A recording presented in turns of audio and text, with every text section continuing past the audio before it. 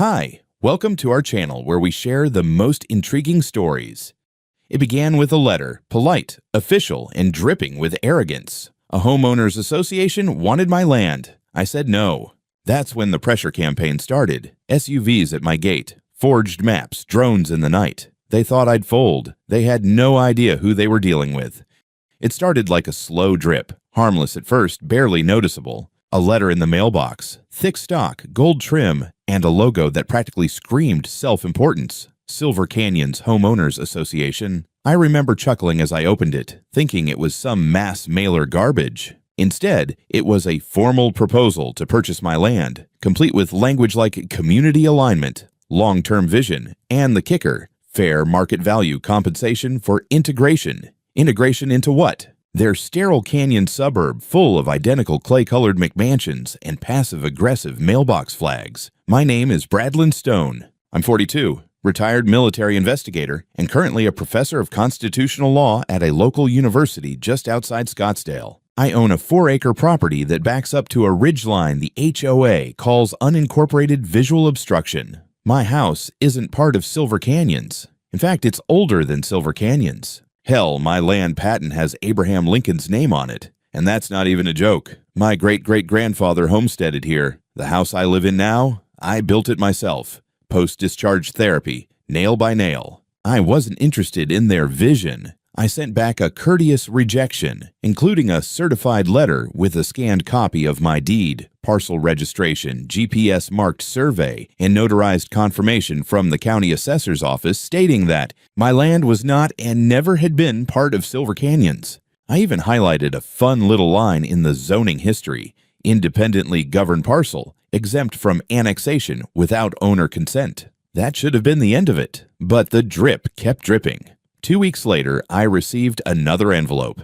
This one was thicker and less polite. A new offer with a higher price and some underhanded language suggesting that non-compliance might result in regulatory review. That last part got my attention, not because I was worried, but because it told me who I was dealing with. Karen DeFior, president of the HOA, a woman with a short temper, a longer memory, and apparently a god complex the size of Maricopa County. I'd only heard about her from my neighbor across the ridge, Ed, who fled Silver Canyon's after she tried to fine him for building a chicken coop without an approved livestock variance. He said she once had a truck towed for being too muddy. She was the kind of woman who wore pearl earrings to HOA meetings and called herself a civic strategist. I responded with a much less friendly letter this time, through my lawyer. A formal notice of no interest in sale backed by legal clarification that Silver Canyon's HOA had no jurisdiction over my property. I included certified copies of historical cadastral maps,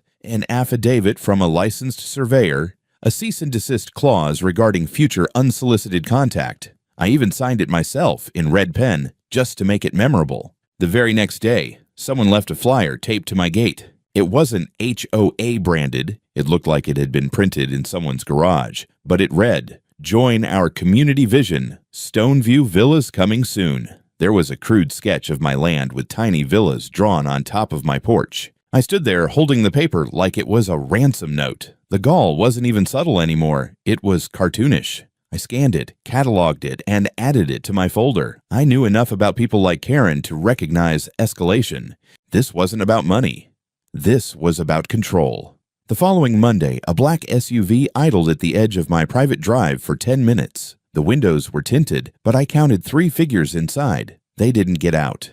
Just sat there facing the gate like they were casing the place. I walked out onto my porch in full view, holding my phone like a weapon. They left. That afternoon, I installed a new set of trail cameras with cellular upload and bought a second floodlight for the rear approach path. Not because I was scared, because I've dealt with people who like to play games around property lines. And if there's one thing I hate more than being watched, it's being watched by amateurs. The silence lasted 4 days. On the 5th, I received an email from the HOA's legal firm, a bunch of hungry real estate lawyers who referred to my home as a legacy-locked parcel hindering modern expansion. The tone was clear: get in line or get steamrolled. I didn't even bother replying directly. Instead, I forwarded it to my lawyer and the county zoning commission. I knew what Karen was trying to do. She was laying the groundwork for a hostile claim. something that wouldn't hold water legally, but might sway city officials if she managed to make enough noise. I spent the evening compiling every piece of paper I had on the land, scanned them to PDF, created backups, and put the originals in a fireproof safe. I wasn't just playing defense anymore. I was drawing a line in red ink and framing it in steel. And somewhere, I knew Karen was already planning her next move. It was a Friday morning, just past 10, and the sun was already baking the gravel in front of my gate into something that looked and felt like broken glass. I was on the back porch with a cup of strong coffee reviewing student essays when I saw the first vehicle, a white Cadillac SUV with chrome rims and a Silver Canyon's HOA decal in the corner of the windshield, turned off the paved road and pulled up just outside my fence line. That would have been enough to annoy me, but then came the second vehicle, and the third. By the time the fourth arrived, a black Escalade with two bulky men in matching polo shirts, I'd already stood up, dumped the coffee, and walked inside to grab my phone and GoPro. When I came back out, they were setting up like they were running a roadside lemonade stand. One guy unfolded a camping chair and planted it squarely in front of my keypad box. Another propped up a large folder on the hood of the car, flipping through laminated pages. And then I saw her, Karen DeFior, climbing out of the Cadillac like a conquering general dressed in beige slacks, designer sunglasses, and a HOA-branded sun hat. "Mr. Stone," she called through the bars of my locked gate, smiling like this was a damn garden party. "We'd like to speak with you." I didn't answer. I kept walking, slow and deliberate, and propped the GoPro up on a post facing them. Then I turned on the microphone app on my phone and made sure the outside cameras were recording. After that, I finally said what I knew would get under her skin. "You're on private property. Leave." Now Karen tilted her head and held up a leather portfolio. "This is an official negotiation request. You've received several notices. This is your opportunity to make a smart decision." Behind her, one of the men crossed his arms and took a slow step forward, right up to the line where my gravel met the public easement. His stance screamed intimidation. I recognized it instantly. You don't spend 15 years dealing with cartel couriers and military defectors without learning to read the weight in a man's hips. "6 people on my gate?" I said. "For a conversation." Karen laughed, like I was being ridiculous. "Bradlin, this land could do so much more. The community has voted to support a redevelopment plan. We're not here to fight. We're here to wait. You'll come to your senses." That was when I realized they weren't leaving. Not in an hour. Not that day. They had folding chairs, umbrellas, clipboards, even a damn cooler. One of the board members pulled out a sandwich. They were planning a full occupation at the edge of my property. At exactly 10:36 a.m., I dialed the sheriff's office and calmly explained that a group of individuals claiming HOA authority were stationed at my private entrance and refusing to leave. The dispatcher recognized my name immediately, probably flagged after my earlier report, and told me a unit would be dispatched. I didn't go back inside. I stayed on the porch, letting them see me watch them. Karen pretended to ignore me, but I could see her glancing every few minutes. Every so often, she'd wave toward the camera or take a call on speakerphone loud enough for me to hear phrases like media interest and deed leverage. At noon, a car pulled up next to the group. A young man with a shoulder-mounted DSLR got out and started filming Karen as she gave what sounded suspiciously like a press statement. I couldn't hear every word, but I caught enough. "Waiting for Mr. Stone to do what's right for the neighborhood. He's holding out against progress. We're here in good faith." I took a picture of the cameraman's license plate and jotted down the media logo on his shirt, some no-name real estate blog. I added it to the folder. By 2 in the afternoon, one of the men in polos had moved to block my driveway outright, pacing like a mall cop with delusions of authority. I saw him snap photos of my security post, then pull out a laser measure and start recording dimensions. Karen didn't stop him. At 2:21 p.m., a deputy finally arrived. Cruiser rolled in slow, kicking up dust. He got out and took one long look at the scene before walking up to the group. I stepped off the porch and approached from my side of the gate, keeping my distance. Karen pounced first, handing over her folder like it was a gospel text. "Officer, we're representatives of Silver Canyon's HOA. This property is slated for future community integration. We're simply exercising our right to present a purchase offer and negotiate in person." The deputy blinked, unimpressed. He turned toward me. "Mr. Stone? This is private property. I've documented everything. They've been blocking my gate for over 4 hours. I have no agreement with Silver Canyons, and I've already submitted a formal cease and desist." The deputy sighed, looked back at Karen. "Ma'am, unless you have a warrant or a legal claim upheld by the court, you're trespassing. You need to leave Karen's mask cracked." "Officer, with all due respect, this isn't trespassing. This is community action. We have every right to discuss transitional acquisition." "He's being unreasonable." "That's not how the law works," the deputy said, deadpan. "This man owns this land. Your association doesn't extend past that fence. Pack up your chairs, take your sandwich, and get off his damn driveway." Karen's face was tight, red spots forming on her neck. She looked at me with pure hatred, then hissed, "You think this ends here? You're only making it worse for yourself." I smiled. "See you in court." They left slowly, one by one, like retreating salesmen after a failed pitch. The cameraman packed up, the guards folded their chairs, and Karen climbed back into her Cadillac without another word. But before she closed the door, I heard her mutter just loud enough, "He'll sell." One way or another, I thought they'd cool off after the gate standoff. I was wrong. Karen didn't retreat. She regrouped, and she came back swinging with a weapon far more irritating than guards: bureaucracy wrapped in lies. 3 days after the standoff, I received an official-looking envelope stamped with the seal of the city planning office. Inside was a formal notice requesting inspection of my property based on an anonymous community complaint alleging abandonment, code violations, and visible deterioration. It listed phrases like potential hazard to adjacent parcels and lack of compliance with neighborhood standards. It was laughable on its face, but I could already see what was happening. Karen was trying to get the city to turn up the heat. I called the planning office and spoke directly with the inspector assigned to the case. To his credit, he sounded embarrassed. He admitted he was just doing his job, but when I asked how many complaints they'd received on my parcel in the past decade, he laughed and said, "None. Until now." Then 5 in one day, I invited him out for the inspection the following morning. When he showed up, I handed him my last 3 maintenance records, current property tax receipts, photos from last week showing routine upkeep, minus drone images with timestamps, a copy of the cease and desist letter I'd sent to the HOA.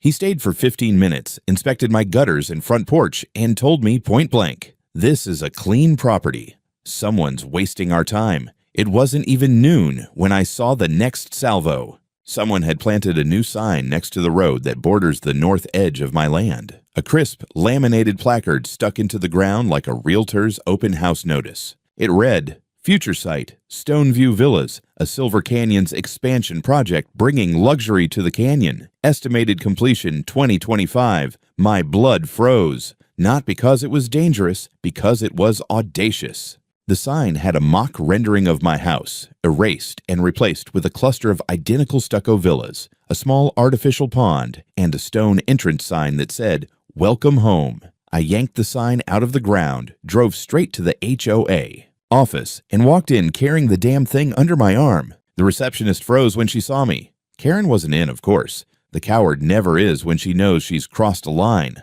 I dropped the sign onto the front desk and said, "This is trespassing and false advertising. I want a written retraction on your website within 24 hours. The receptionist blinked, stammered something about marketing teams and conceptual renderings. I didn't wait around for her to finish. I left, but not before snapping a photo of the office directory and noting the names of their board members. Back home, I logged onto their website and almost laughed out loud. Right there on the homepage, a banner with mock-up images of Stoneview Villas, their next phase of community growth. Clicking through, I found a sitemap showing my land as under negotiation, with little pending tags over my property boundary. They even listed square footage estimates, as if they'd already bought the place. But the worst part, my name was listed. Negotiations underway with Mr. Bradlin Stone Public Visible Blatant Lies. I took screenshots. Then I called my lawyer. Deborah Mays didn't yell. She just made a low, unimpressed noise and said, "They just moved this from harassment to libel and misrepresentation. We're going after them." While she drafted the first volley of our counteroffensive, I handled the surveillance. That same night, one of my cameras picked up headlights near the western tree line. A drone. It hovered for a few minutes, then disappeared. I recovered the footage, enhanced the stills, and caught enough of the device's shape to confirm it was a consumer-grade quadcopter with a mounted camera. I logged everything into my tracking spreadsheet: time, date, footage, incident code. I started naming the entries like war files. Operation Stoneview. The next morning, I received 3 anonymous flyers in my mailbox, each printed on high-gloss paper full of soft-focus images of families smiling beside pristine pools. At the bottom, a line read, "Don't let one holdout stop progress. Silver Canyons is for everyone." There was no HOA branding, but it didn't take a genius to see the fingerprints. I added them to the evidence log and started wondering what Karen's endgame was. Did she think this was some kind of siege? That she could harass me into submission with paperwork, propaganda, and signs? She didn't know who she was playing with. I spent that day doing 2 things. First, I went to the county recorder's office and pulled every plat map, parcel deed, and annexation record related to Silver Canyons. Second, I filed a formal complaint with the Arizona Department of Real Estate. I included the website screenshots, the roadside sign, and a printed copy of the inspection report declaring my property in excellent maintained condition. At midnight, a strange email arrived in my inbox from an unrecognized address. The subject line read, "Final offer. Let's not make this personal, no message body, just an attached PDF."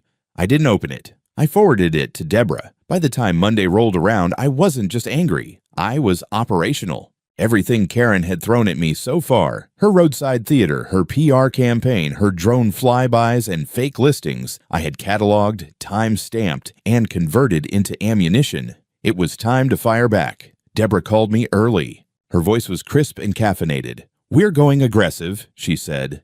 "No half measures. I'm filing a civil lawsuit against Silver Canyons HOA and Karen DeFior personally. I didn't ask what for. I already knew." She had compiled a brutal cocktail of charges: libel and defamation for the website and promotional materials, false advertising and misrepresentation for listing my land as part of a fake development, harassment for the organized 6-hour standoff and repeated unsolicited contact, trespassing via the unauthorized signage and drone surveillance, and the biggest one, attempted coercive acquisition through fraudulent public documentation. We met that afternoon to finalize the filing. Deborah brought the paperwork. I brought a flash drive the size of my thumb, loaded with evidence, drone footage, gate camera clips, flyers, website PDFs, and a full Excel sheet titled counterattacks.xlsx. When I handed it to her, she raised an eyebrow. "You name your evidence folders like a military dossier?" "I used to investigate airmen who forged supply records," I said. "Old habits." She smiled. "Remind me never to piss you off." We filed the lawsuit with the Maricopa County Superior Court. Within 24 hours, process servers delivered official court summonses to the HOA board, Karen personally, the real estate firm that printed the flyers, and the shell company listed as the Stoneview Villas development sponsor on the website. That night, their homepage went dark. By Tuesday morning, I received a call from a panicked-sounding man named Richard Lamb, communications liaison for Silver Canyons. He spoke quickly, his voice greased with politeness. "Mr. Stone, we'd like to resolve this amicably. I understand there may have been some overenthusiasm on our part." I let him finish. Then I asked, "Do you represent the HOA's legal team?" No, just public outreach." "Then you're not qualified to have this conversation. Contact my attorney, click." That same afternoon, a black SUV parked across from my gate. Again.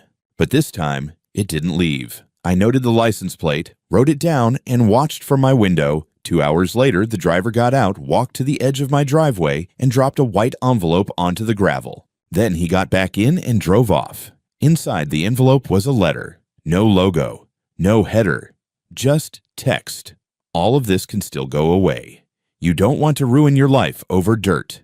Take the offer. You're not going to win."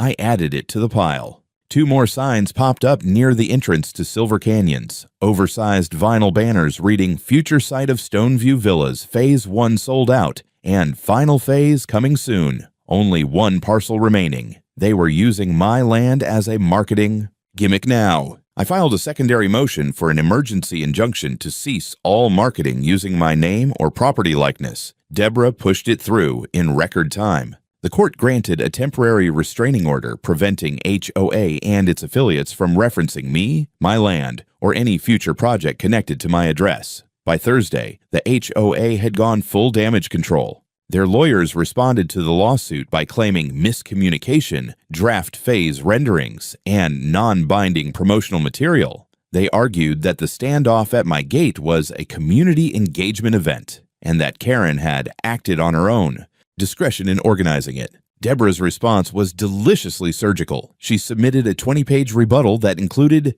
time-stamped photos of the occupation, audio from my porch microphones of Karen referring to the meeting as a formal push, video of the guards measuring my gate, a notarized statement from the city inspector confirming HOA had submitted complaints using my name and parcel ID without my consent. Then she filed a motion to unseal internal HOA communication records, emails, texts, meeting minutes. Karen must have realized the dam was cracking because her personal lawyer sent Deborah a letter requesting private mediation to avoid escalation. Deborah declined. "This isn't a misunderstanding," she wrote back. "This is coordinated harassment and attempted fraudulent acquisition." Meanwhile, the pressure on me didn't stop. Someone began driving past my property every night around 11 p.m., flashing their high beams at the front of my house. I never caught them stopping, just slow passes, engine low, lights bright. I installed an extra trail cam and mounted a motion-activated strobe light on the mailbox post.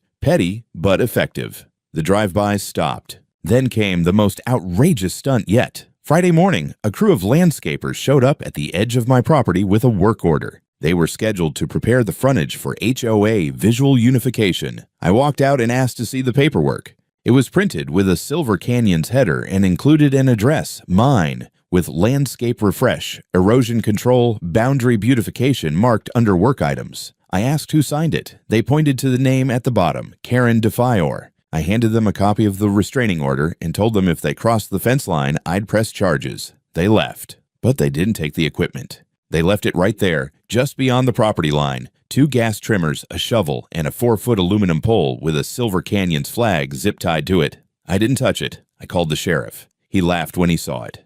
"They're poking the bear now." "No," I said. "They're waking it up." Saturday morning started quiet. Too quiet. No drive-bys, no new signs, no flyers. I made coffee, sat on the porch, and for the first time in weeks, I let myself breathe. But peace is a tricky thing when you're under siege. Silence doesn't mean surrender, it means regrouping. Sure enough, around noon, I got a call from a friend at the county clerk's office. Melissa and I go back years. She used to audit case files back when I taught legal ethics to enforcement cadets. "You've Brad," she said cautiously. "You might want to come take a look at something."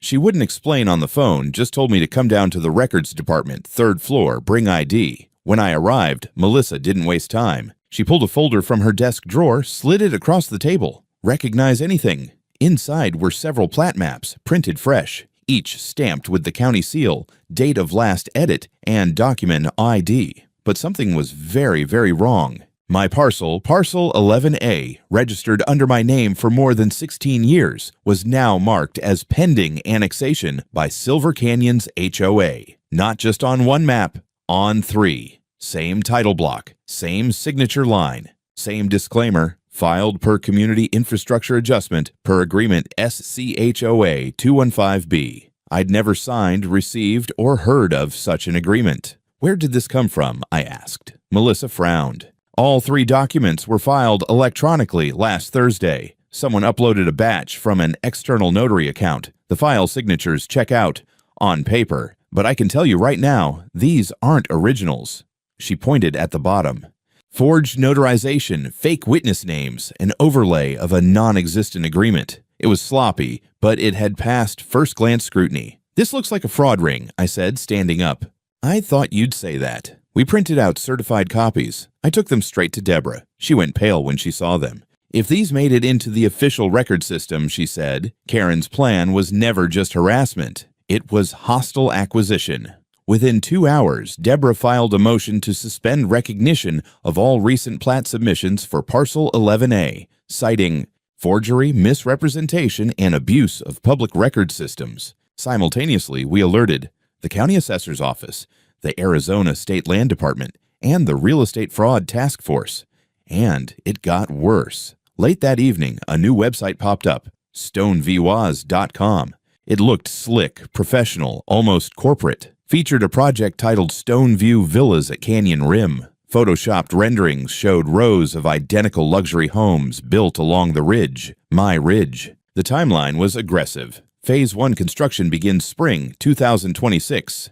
I clicked on the contact page. At the bottom, managed by Defior Group LLC. That was it. No hiding behind HOA this time. Karen had formed a private development company and used it to file false plats, create fraudulent digital assets, and pass off my land as part of a pending expansion. She thought changing the wrapper would protect her from liability. She thought wrong. I pulled the domain registration. It had been purchased using a shell registrar routed through Nevada. Typical move to muddy ownership trails. But the contact email? A familiar one. Karen.d@silvercanyons.org. Deborah added that to the existing defamation claim. Now the lawsuit included wire fraud, fraudulent land annexation filings, and creation of deceptive public-facing media with intent to coerce sale. The next day, we received word that the court had approved expedited review of the forged plat maps, and a temporary stay on all transactions involving Parcel 11A was now in place.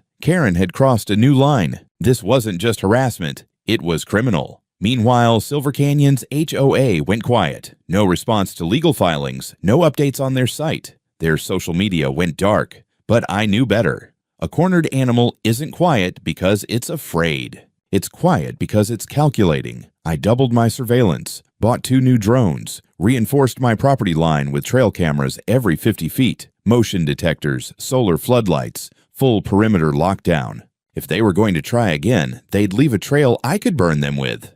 Then came the break I didn't expect. A man showed up at my gate. Mid-40s, wore a loose flannel shirt and work boots. He buzzed the intercom and said, "I used to do survey work for Silver Canyons. I got something you need to see." I let him in. We sat on the porch. He handed me a folder, printouts of internal HOA emails and scanned notes. In one of the memos, Karen's handwriting was unmistakable. Use SCHOA 215B as a shell doc. Pull signature overlay from the Baker Ridge deal. No one's checking.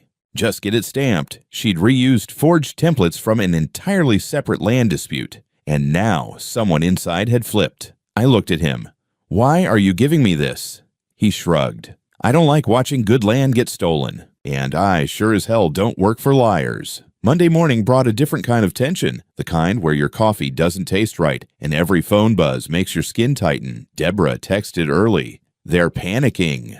"We're close." I didn't reply. I was busy printing everything the whistleblower had handed me. Emails, handwritten notes, survey maps with ghost signatures. One of the documents was a list titled Friendly Contractors, with payment amounts scribbled in the margins and next to one name. Extra incentive if Parcel 11A folds. We submitted it all to the court as an amended filing. The judge moved our case up the calendar. What had started as a civil land dispute was now veering into felony territory, wire fraud, document forgery, and conspiracy. That same day, I noticed 3 HOA properties had quietly removed their Stoneview signage. The website went offline entirely. A cached version still lingered, and we downloaded the full archive. The shell company's trail was sloppy. One email address listed in the domain registry led to a real estate attorney in Tempe who claimed no knowledge of the project. That was the first real crack. Deborah sent a subpoena. 2 days later, we received a trove of emails revealing Karen had used a burner LLC registered in Nevada to funnel funds from HOA reserves into early development planning. Some emails even showed her requesting boundary expansion paperwork, templates from a retired notary who had his license revoked 5 years ago. The pieces were falling into place. Meanwhile, I was still dealing with boots-on-the-ground madness. Someone had nailed a fresh HOA-style notice onto my front gate. Final opportunity to negotiate inclusion. Property considered non-cooperative. It was unsigned, but the phrasing stunk of Karen. I filed another police report and requested an officer swing by to log the incident. Every scrap counted now. 2 nights later, around midnight, a motion alarm tripped on the western side of my property. I grabbed a flashlight and the Mossberg. There were fresh tire marks in the gravel, off-road pattern, wide tread. My trail cam had caught a pickup pulling to the edge of the ridge. The passenger stepped out, tossed something over the fence, and left. I found it the next morning, a waterproof envelope sealed with tape. Inside a single sheet of paper with one sentence typed in all caps, "Sell or someone else gets hurt." Deborah didn't even flinch. They just made our case bulletproof. We forwarded everything to the sheriff and the state land board. I also handed the letter to a contact in the Arizona Attorney General's office, someone I'd known since my days investigating internal fraud for the military. He wasn't smiling when he left my porch. Later that week, a judge signed an order granting full discovery access into Silver Canyon's HOA internal communications for the past 3 years. That included meeting transcripts, vote records, financials, and, most critically, emails from Karen's HOA address. Deborah called it the gold mine. Then came the knock. This time, it wasn't a contractor or Karen or some guard in cheap sunglasses. It was a federal investigator from the Department of Real Estate Enforcement. He introduced himself, flashed credentials, and said, "You filed against Silver Canyons. We've been watching them for a while. You just handed us the smoking gun." Apparently, my case wasn't the only one. 2 other landowners in Maricopa County had reported similar pressure campaigns, harassment, drone surveillance, false HOA claims. Both had folded under pressure. One sold. The other was still fighting. My whistleblower's testimony sealed it. He agreed to speak under protection, and Deborah arranged an affidavit. His statement described how Karen had manipulated board members, used unauthorized notary stamps, and rerouted HOA dues into personal land acquisitions under development fronts. The court, seeing the mounting evidence, granted a temporary freeze on all Silver Canyon's real estate activity. Every project, every transaction, every expansion effort stopped cold. Karen, in response, tried one last play. Her lawyer sent an offer, half-hearted and too late. In the spirit of resolution, our client is willing to purchase parcel 11A at market value plus 10% premium, provided all legal actions are dropped. Deborah laughed so hard on the phone I could barely hear her say no. By Friday, Silver Canyons was imploding from the inside. Deborah received a leak from a junior board member, anonymous tip, burner email, containing an internal chat log from their HOA app. Karen's messages were frantic. She called the freeze an act of aggression and accused certain traders of sabotaging the future of the community. She mentioned a last meeting to rally her allies before things got out of hand. We forwarded everything to the investigator from the Department of Real Estate Enforcement. He told us, "That meeting? Let us know where and when. We'll be there." It took place that Sunday afternoon in Silver Canyon's clubhouse. Gated entrance, polished landscaping, fresh banners on the pillars. Building a legacy. I parked a half-mile away and let the authorities handle the show. An unmarked SUV rolled in ahead of me. 2 plainclothes officers entered through the front. I stayed behind, leaning against my truck, camera in hand. From the outside, it looked like any community meeting. Folding chairs, projection screen, HOA board members in pastel golf shirts sipping coffee. But Karen wasn't calm. Her voice carried through the open door, loud, brittle, desperate. "I am the president of this HOA. I have full authority. Everything we've done is by the book." Then, silence. A man's voice, calm and firm. "Ma'am, we need you to come with us. We have a warrant." The next few minutes played out in slow motion. Karen tried to stand her ground. She shoved a binder toward one of the officers, pointing at it as if she could shout the indictment away. She even tried appealing to the crowd. Tell them we voted." But no one spoke. Not a single board member backed her up. Some looked away. One woman actually slid her chair back and stood, arms crossed, lips tight. They placed Karen in cuffs right there, in front of the HOA seal she'd probably commissioned herself. The agents let her out, ignoring her shouts of fraud, political hit, and, my personal favorite, "This is my community." The news broke by evening. HOA president arrested for land fraud scheme in Maricopa County. The headline ran with a photo someone inside the meeting had snapped. Karen mid-shout, pointing with a shaking hand, 2 agents at her side. Deborah forwarded me the article with one line. "We won't need a closing argument. The press is doing it for us." The next few days were a blur of press calls, legal filings, and stunned silence from Silver Canyons.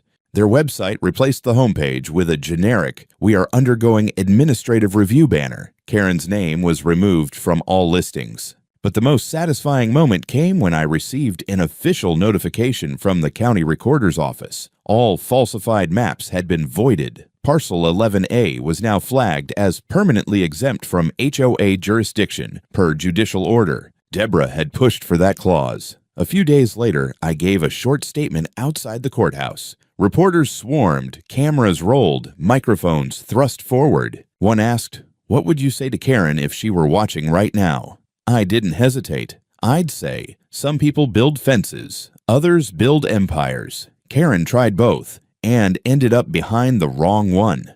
The clip went viral. Silver Canyons held an emergency vote to dissolve the current board. Several other members resigned before being subpoenaed. The Arizona Attorney General announced a broader investigation into HOA abuse across the state. Apparently, Karen was only the beginning. As for me, I went home. Deborah brought over a bottle of rye and toasted to ethical land use and the last honest parcel in Maricopa County. We sat on my porch under the canyon stars, and for the first time in weeks, the land was quiet.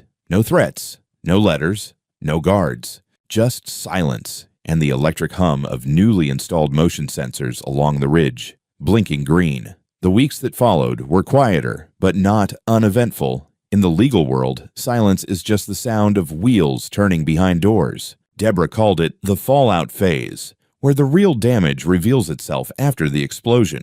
For Karen, that meant multiple felony indictments, including harassment, conspiracy to commit real estate fraud, unauthorized use of municipal stamps, and falsification of land records. Her bond hearing was denied. The judge said she posed a continued threat to private property rights. Silver Canyons, HOA, once the pride of the Scottsdale corridor, collapsed under its own weight. A county-appointed administrator took over what remained of the board, and by the end of the quarter, nearly a dozen resignations had come in. Members who had followed Karen blindly were now falling over themselves to distance their names from hers. Some even sent letters of apology to me. Neighbors I'd never spoken to before approached me at the feed store or the post office, mumbling some version of, "Didn't realize how bad it was," or, "She told us you were being difficult." I nodded, accepted the apologies, but didn't offer much in return.